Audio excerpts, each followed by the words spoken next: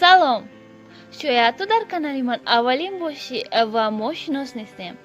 من خوشبخته و حرکت میکنم که تو باز هم خوشبخت‌تر باشی. عالمان نقل کردند که انسان تنها در حالت مشغول کردن معنی خود را خوشبخت حس میکنند.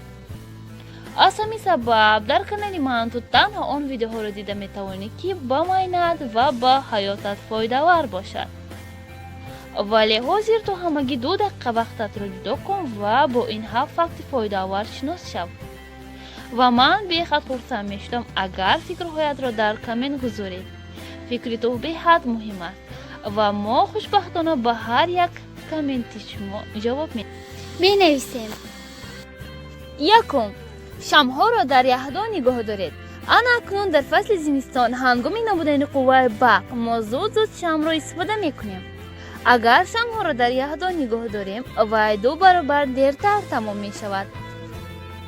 دوم، وقتی شما در سوپرمارکت قرار دارید همه وقت محصولات را از تا گرفتن و عادت کنید، چون که چیزهای سویژه یعنی تر و تازه همه وقت در تک پنهان کرده می شود و آن چیزهایی که باید تیز فروخته شوند و مدت استعمالش تیز تمام می شود در بالا جای می کنند.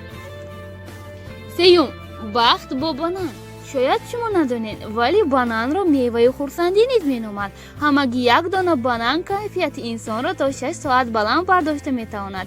سنجید و فکرهایتان را بیان کنید. 4. خاطره در مشت دستان. اگر شما چیزی را فراموش کرده باشید و به خاطر آوردن مشکل باشد، آنگاه دستانتان را مشت کرده فکر کنید.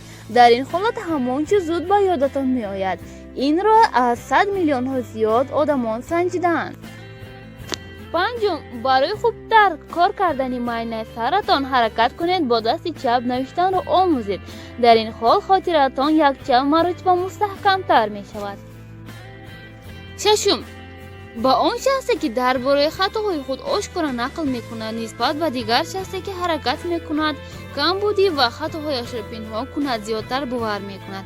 از همین سبب از کمبودی و خطاهایتان نترسید و صمیمی باشید، چون که انسان صمیمی همه وقت زیبا و تیز به باوری می‌دارد. 7.